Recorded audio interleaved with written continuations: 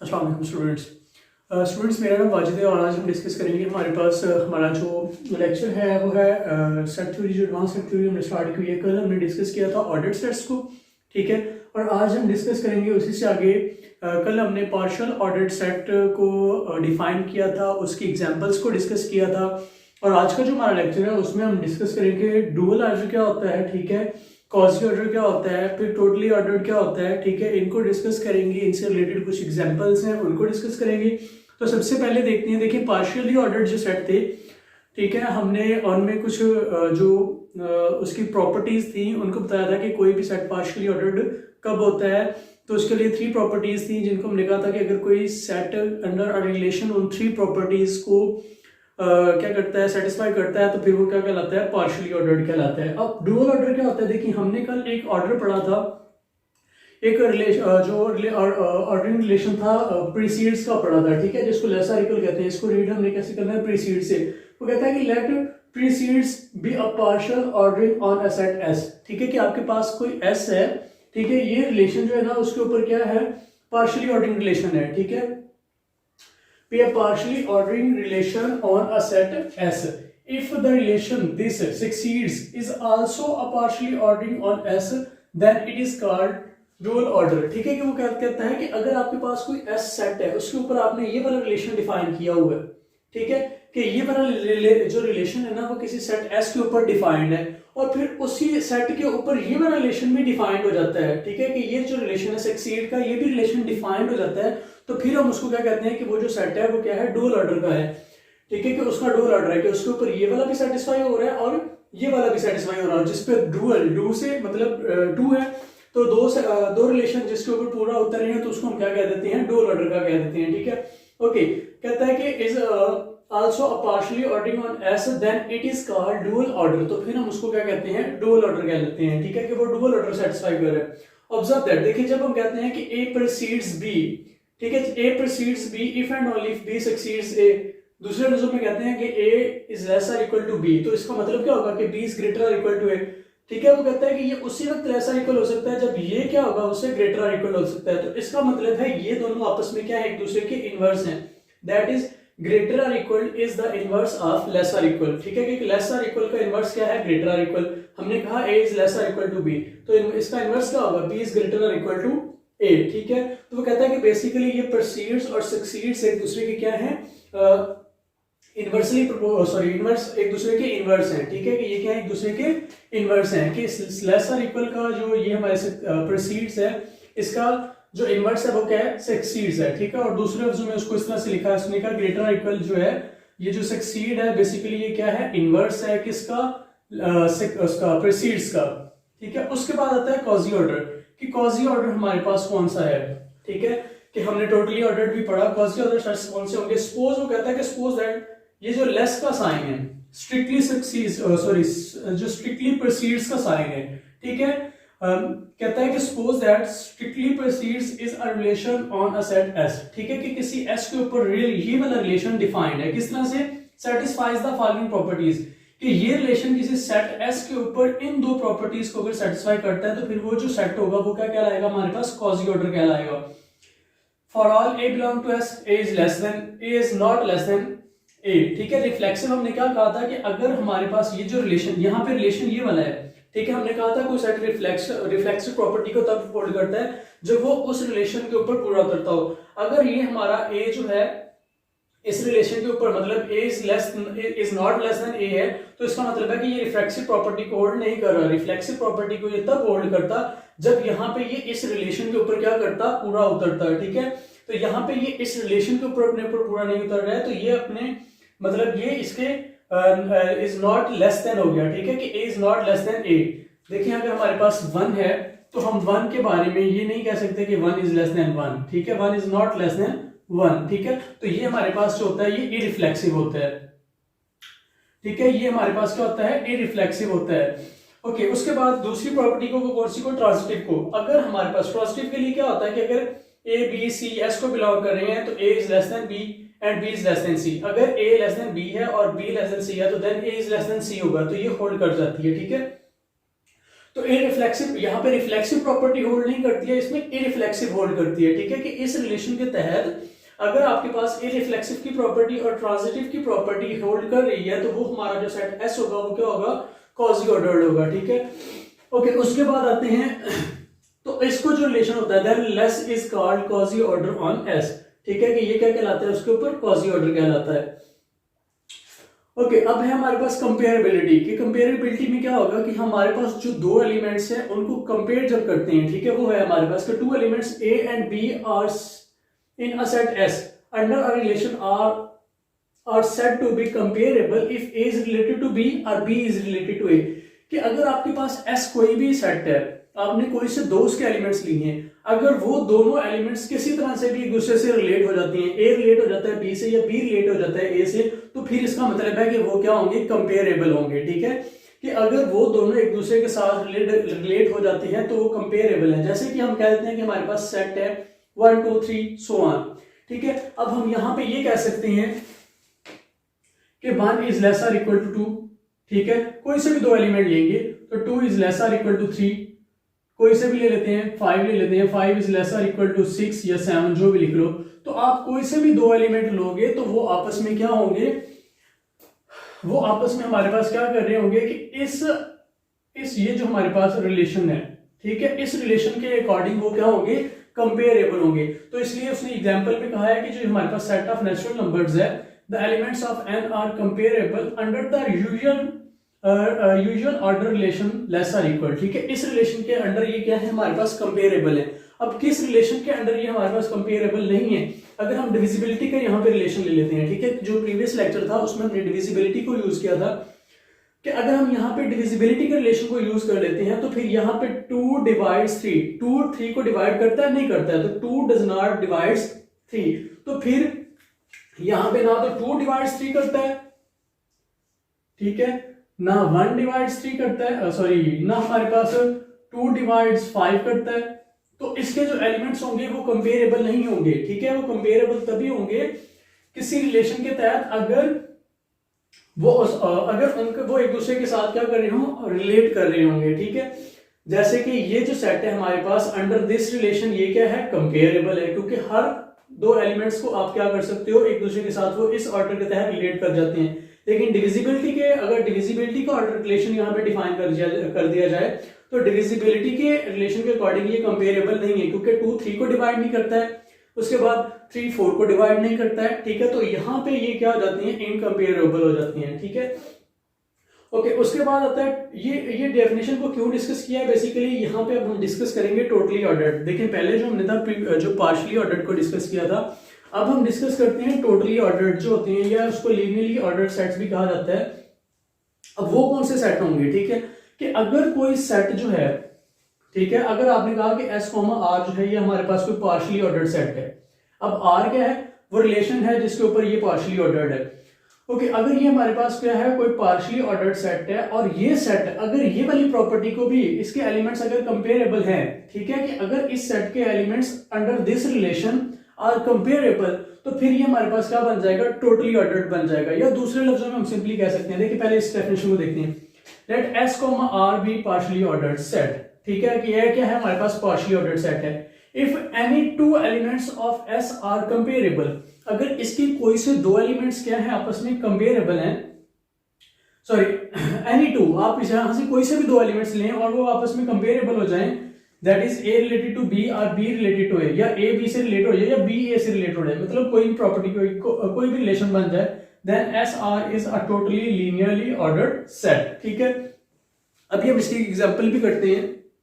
Okay, दूसरी definition क्या हो सकती है, दूसरी तरह से हम इसको इस तरह से डिफाइन करते हैं, a set S is said to be totally ordered if the relation R on S satisfies the following axioms, कि अगर हमें हमारा जो S है अंडर दिस रिलेशन R जो है उसके अकॉर्डिंग क्या कर जाए, ये प्रॉपर्टीज को होल्ड कर जाए। पहली क्या है, रिफ्लेक्सिव, एंटीसिमेट्रिक, ट्रांजिटिव और कंपेरेबिलिटी, ठीक है। कि अगर ये चार प्रॉपर्टी को, अगर ये सेट S इन चार प्रॉपर्टीज को अंडर रिलेशन R सेटिस्फाई कर जाता है तो वो हमारे पास क्या बन जाता है, टोटली ऑर्डर्ड या लीनियरली ऑर्डर्ड सेट। ओके, अब यहाँ पे हमारे पास एक रिमार्क आ जाता है कि ये जो हमारे पास हर जो टोटली ऑर्डर्ड सेट होता है वो पार्शियली ऑर्डर्ड भी होगा। ठीक है, कि हर देखें हमने यहाँ पे ये कहा था ना कि अगर कोई सेट पार्शियली ऑर्डर्ड है और कंपेरेबल उसके एलिमेंट मतलब इस प्रॉपर्टी को वो होल्ड कर जाता है, तो फिर वो क्या हो जाता है, टोटली ऑर्डर्ड हो जाता है। ठीक है, अब हमारे पास टोटली ऑर्डर्ड लाजमी तौर पे ये वाली कंडीशन तो पे पूरा उतरा होगा। ठीक है, देखें जब टोटली ऑर्डर्ड होगा तो ये चारों प्रॉपर्टीज को सेटिस्फाई कर चुका होगा।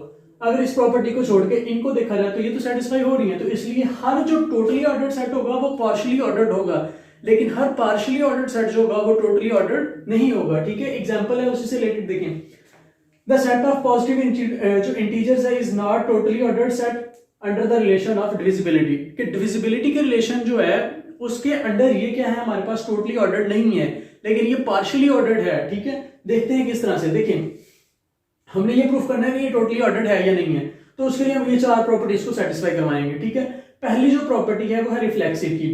ठीक है जी, ए इसको बिलोंग करता है, कोई भी इंटीजर लो तो वो उसको डिवाइड कर देता है। ठीक है, कोई भी इंटीजर ले, इसमें इंटीजर्स है ना, पॉजिटिव इंटीजर्स हैं 1 2 3 4 5 6 7, तो पॉजिटिव है 1 लेते हो तो 1 1 को डिवाइड करता है, 2 लेते हो तो 2 2 को डिवाइड करता है, 3 लेते हो तो 3 3 को डिवाइड करता है, तो रिफ्लेक्सिव प्रॉपर्टी होल्ड करती है। एंटी सिमेट्रिक की बात करते हैं, तो एंटी सिमेट्रिक के लिए आपने क्या करना है, कोई से दो एलिमेंट अगर हम इसमें से लेते हैं, जी में से लेते हैं, अगर ए बी को डिवाइड करता है और बी ए को डिवाइड करता है तो लाजमी तौर पे वो आपस में इक्वल होंगे। देखें हमारे पास जो जी है उसमें एलिमेंट्स बेसिकली किस तरह के हैं, इस तरह के एलिमेंट्स हैं। ठीक है, कि ये जो सेट ऑफ नेचुरल नंबर है इसको मैं अगर यहाँ पे कह देता हूँ कि ये मेरे पास क्या है, जी पॉजिटिव है। ठीक है, तो इसमें एलिमेंट्स हैं आप इस तरह के। अब क्या करते हो आप यहाँ से कोई से भी, अब उसने कहा कि किस तरह के एलिमेंट्स लेने हैं, आपने यहाँ से एंटी सिमेट्रिक को प्रॉपर्टी को होल्ड करवाने के लिए आपने इस तरह के एलिमेंट्स लेने हैं कि ए बी को डिवाइड करता हो और बी ए को डिवाइड करता हो। तो यहां से मैं क्या करता हूं, ए को भी 2 ले लेता हूं, बी को भी 2 ले लेता हूं, तो 2 2 को डिवाइड करता है, 2 2 को डिवाइड करता है, तो 2 और 2 आपस में क्या है, इक्वल है। अब मैं यहां से 2 और 3 नहीं ले सकता, देखें ओके, यहां से मैं 2 और 3 नहीं ले सकता, 2 3 को डिवाइड नहीं करता है तो नहीं ले सकता। उसने कहा कि दो एलिमेंट्स लेने हैं, अगर वो ये प्रॉपर्टी को होल्ड करते हैं तो फिर ये होगा। ठीक है, तो फिर एंटी सिमेट्रिक है।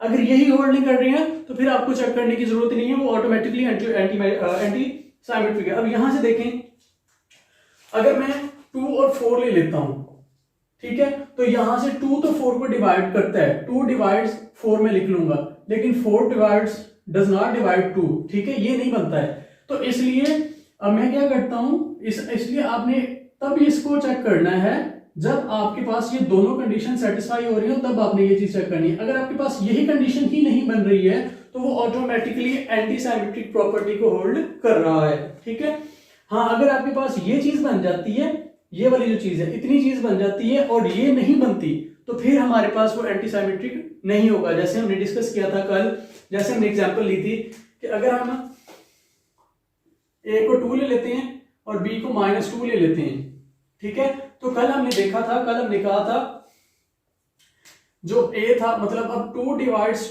-2 divides 2, but 2 is not equal to -2। ठीक है, तो कल हमने इस बिहाफ पे ये कह दिया था कि ये आपस में इक्वल नहीं है, तो एंटी सिमेट्रिक हमारे पास मतलब इसमें अब एंटी सिमेट्रिक भी हमारे पास होल्ड कर जाती है। अब आते हैं ट्रांजिटिव की तरफ। तो ट्रांजिटिव के लिए आप क्या करते हो, जो सेट ऑफ इंटीजर्स है इसमें से हमने कोई से 3 नंबर लिए, ए बी सी बिलोंग करते हैं पॉजिटिव इंटीजर्स को। If A divides B and B divides C, then A divides C. अगर ये चीज है तो ये चीज होगी। ठीक है, देखें कोई से एलिमेंट्स ले लें इधर से जो इस कंडीशन पे पूरा उतर रहे हो कि ए डिवाइड बी कर रहा हो, तो मैंने ए को 2 ले लिया, बी को 4 ले लिया और सी को 8 ले लिया, तो 2 डिवाइड 4 एंड 4 डिवाइड्स 8, तो ऑटोमेटिकली 2 डिवाइड्स 8। ठीक है, तो ये भी हमारी कंडीशन क्या हो रही है, सेटिस्फाई हो रही है। तो इसलिए हमारे पास ये ट्रांजिटिव प्रॉपर्टी भी क्या कर जाती है, होल्ड कर जाती है। ओके, नेक्स्ट हम आते हैं कंपेरेबिलिटी की तरफ। ठीक है, कि कंपेरेबिलिटी की जो प्रॉपर्टी है उसको देखते हैं। अब हमारे पास जो सेट ऑफ इंटीजर्स है, पॉजिटिव इंटीजर्स है, वो है 1 2 3 एंड सो ऑन। अब यहां से अगर हम देखते हैं तो 2 डज नॉट डिवाइड 3। कंपेरेबिलिटी की हमने ये कहा था ना कि अंडर ये जो रिलेशन हमने इसके ऊपर डिफाइन किया है उसके अकॉर्डिंग वो कंपेरेबल होने चाहिए। अब यहाँ पे रिलेशन जो यहाँ पे हमने रिलेशन की बात किया है वो है डिविजिबिलिटी का। ठीक है, तो क्या इसके इन दो एलिमेंट्स के दरमियान वो रिलेशन पाया जाता है, 2 और 3 के दरमियान? नहीं पाया जा रहा। क्यों नहीं पाया जा रहा? क्योंकि ना तो 2 3 को डिवाइड करता है और ना ही 3 2 को डिवाइड करता है। तो ये रिलेशन यहाँ पे कंपेरेबल का नहीं सेटिस्फाई कर रहा कि कोई से अगर हमने यहाँ से ये इसके कोई 2 एलिमेंट लिए हैं तो वो अब इस रिलेशन के अकॉर्डिंग आपस में कनेक्टेड नहीं है, वो इस रिलेशन पे पूरा नहीं उतर रहे हैं। अगर वो इस रिलेशन पे पूरा नहीं उतर रहे हैं तो फिर वो इस रिलेशन के अकॉर्डिंग कंपेरेबल भी नहीं है, ठीक है। तो इसलिए यहाँ पे कंपेरेबिलिटी के जो वो है प्रॉपर्टी है वो होल्ड नहीं करती है। अगर ये नहीं होल्ड कर रही है, ये तीन होल्ड कर रही है, अगर ये तीन होल्ड कर रही है तो ये हमारे पास कौन सा हो गया, पार्शियली ऑर्डर्ड, और ये ना होल्ड करने की वजह से ये टोटली ऑर्डर्ड नहीं है, ठीक है। अब हम एक एग्जांपल ऐसे ही देखते हैं, ठीक है, कि जो क्या करेगी हमारे पास टोटली ऑर्डर्ड होगी, जिसमें कंपेरेबिलिटी की प्रॉपर्टी भी क्या करती होगी, होल्ड करती होगी, ठीक है। अब उसको देखते हैं। ओके, अब हम ये डिस्कस करते हैं, इसी से रिलेटेड एक और एग्जांपल है हमारे पास टोटली ऑर्डर्ड सेट की, ठीक है। जो पिछला जो हमारा पहले जो एग्जांपल हमने डिस्कस किया है उसमें हमने देखा कि वो नॉट टोटली ऑर्डर्ड था लेकिन पार्शियली ऑर्डर्ड था। अब हमारे पास एक जो है सेट है वो क्या है, टोटली ऑर्डर्ड भी है, उसी वही सेट है, बस हमने रिलेशन को क्या कर दिया है, चेंज कर दिया है। ओके, मैंने पी ले लिया, सेट ऑफ इंटीजर्स है 1 2 3 पॉजिटिव इंटीजर्स जो है, ठीक है, 1 2 3 एंड सो ऑन। हमने ये करना है कि show that P is totally ordered under the relation less और इक्वल या प्रीसीड्स, ठीक है, कि इस रिलेशन के अंडर ये हमारा जो सेट है ये क्या है, टोटली ऑर्डर्ड है। तो पहले रिफ्लेक्सिव प्रॉपर्टी को देखते हैं, for all A belongs to P A is less और इक्वल टू ए, ठीक है, कि ए लेस और इक्वल टू ए होगा, जो भी आप यहां से ले लो उसके लिए प्रॉपर्टी होल्ड करती है। फॉर एग्जांपल 1 लिया तो 1 इज लेस और इक्वल टू 1, 2 इज लेस और इक्वल टू 2, ठीक है, लेस नहीं है लेकिन इक्वालिटी तो होल्ड कर रही है, ठीक है। तो इस रिलेशन के अंडर रिफ्लेक्सिव जो प्रॉपर्टी है वो क्या कर रही है, होल्ड कर रही है। एंटी सिमेट्रिक के लिए देखते हैं, for all A comma B belongs to P if A is less और equal to B and P is less और equal to A then A is equal to B. देखें अब यहां पे ये प्रॉपर्टी भी हमारी होल्ड कर रही है कि for all A comma B, आपने फॉर ऑल यहां से फॉर ऑल कोई भी ए कॉमा बी ले लिया, ठीक है, इफ ए इज लेस और equal to B and B is less और इक्वल टू ए, ठीक है, कि आपने फॉर एग्जांपल कोई से दो एलिमेंट लिए, आपने ले लिया एलिमेंट, आपने ले लिया 2 और 3, ठीक है, कोई से दो एलिमेंट्स ले लिए, आपने ये कह दिया इफ 2 इज लेस और equal to 3 and 3 is less और इक्वल टू 2, लेकिन ये तो हो ही नहीं सकता, ठीक है, ये तो प्रॉपर्टी ही नहीं है कि 3 लेस और इक्वल टू 2 हो जाए, ये नहीं है ना पॉसिबल। तो इसलिए आप ये वाले एलिमेंट्स नहीं लोगे, और अगर ये वाले एलिमेंट्स नहीं लोगे तो अब आपको अगर ये प्रॉपर्टी ही आपकी होल्ड नहीं कर रही, देखिए ये चीज ही आपकी होल्ड नहीं कर रही है, यहां से अकॉर्डिंग टू दिस अगर ये चीज ही होल्ड नहीं कर रही है तो फिर भी आपका एंटी साइमेट्रिक प्रॉपर्टी होल्ड कर रही है, ठीक है, फिर आपको एंटी साइमेट्रिक को चेक करने की आगे जरूरत ही नहीं है। अगर आपकी ये चीज होल्ड कर जाती है फिर आपने ये चीज देखनी है, अगर ये चीज होल्ड नहीं कर रही है तो फिर आपको आगे जाने की जरूरत नहीं है, बस एंटी साइमेट्रिक होल्ड कर गई है, ठीक है। अब यहां से अगर मैं 2 और 2 ही चूज कर लेता हूं, ठीक है, तो फिर मैं ये कह सकता हूं 2 इज लेस और equal to 2 and 2 is less और इक्वल टू 2, तो दिस इंप्लाइज दैट कि ये मेरे पास क्या होगा फिर कि a is 2 is equal to 2, ठीक है, ये चीज आ गई मेरे पास, तो ये हमारे पास क्या कर गई, होल्ड कर जाती है। तो एंटी साइमेट्रिक के लिए अगर आपके पास ये चीज होल्ड कर रही है, ठीक है, फिर बार बार बता रहा हूं कि अगर ये चीज होल्ड कर रही है तो आपको ये चेक करने की जरूरत है, अगर ये चीज होल्ड कर रही है और ये वाली नहीं कर रही है कि ये कर गई ये नहीं कर रही है तो फिर एंटी साइमेट्रिक होल्ड नहीं कर रही है। और अगर आपके पास यही चीज होल्ड नहीं कर रही है, आपने कोई से दो एलिमेंट्स लिए और आपके पास ये चीज होल्ड नहीं कर रही है, तो फिर आपको आपकी एंटी साइमेट्रिक प्रॉपर्टी होल्ड करेगी, फिर आपको चेक करने की आगे जरूरत नहीं है, ठीक है, फिर ऑटोमेटिकली करके अगर ये कर जाती है और ये वाली प्रॉपर्टी होल्ड नहीं करती है तो फिर आपको चेक करने की जरूरत है। तो अब इस केस में अगर मैं कोई डिफरेंट एलिमेंट्स लेता हूं तो मेरी ये प्रॉपर्टी होल्ड नहीं करती है तो भी मेरा एंटी साइमेट्रिक है। अगर मैं सेम एलिमेंट्स लेता हूं तो फिर ये भी प्रॉपर्टी होल्ड कर जाती है और ये भी होल्ड कर जाती है, ठीक है, तो इसलिए ये मेरा क्या हो जाता है, एंटी साइमेट्रिक हो जाता है। ट्रांजिटिव की तरफ आता हूं, कोई से 3 एलिमेंट्स इसमें से लेता हूं, अगर a लेस देन b है और b लेस देन c है तो फिर automatically a less than c है। देखिए अगर आपसे 2 और 5 ले लिए, मैंने रैंडमली आपको इसे एलिमेंट्स ले लो, ठीक है, तो अगर ये वाली दो प्रॉपर्टीज होल्ड कर रही हैं तो फिर ये ऑटोमेटिकली ये होल्ड कर जाती है, ठीक है। अगर ये दो होल्ड कर रही हैं और ये होल्ड नहीं करती है तो फिर हमारा जो सेट होगा वो ट्रांजिटिव प्रॉपर्टी को होल्ड नहीं करेगा। अगर ये दो कर जाती हैं तो फिर ये भी करेगी, ठीक है, तो इसके अकॉर्डिंग मैंने कोई से एलिमेंट्स लिए तो ये प्रॉपर्टी होल्ड करती है। हाँ, अगर आप ये कह दें कि मैंने कोई से दो एलिमेंट्स लिए और मैंने इस तरह से ले लिया है 2 इज लेस देन 5, ठीक है, और आप कहते हो कि मैं फिर तीसरा एलिमेंट ले लेता हूं, ठीक है, कि 3 इज लेस देन 5, सॉरी तो दूसरा एलिमेंट में देखें, अगर आप ये कह सकते हैं कि 5 इज लेस देन 1, ठीक है, तो फिर ये इंप्लाई करेगा 2 इज लेस और इक्वल टू 2 इज नॉट, तो ये चीज होगी। लेकिन आपके पास ये चीज नहीं, ये केस ही नहीं हमारे पास बनता है, ये तो साफ से नजर आ रहा है कि हमने ऐसे एलिमेंट्स ही नहीं लेने हैं, ठीक है। अगर ये वाली प्रॉपर्टी, ये वाली चीज होल्ड कर रही है तो ये भी होल्ड करनी चाहिए।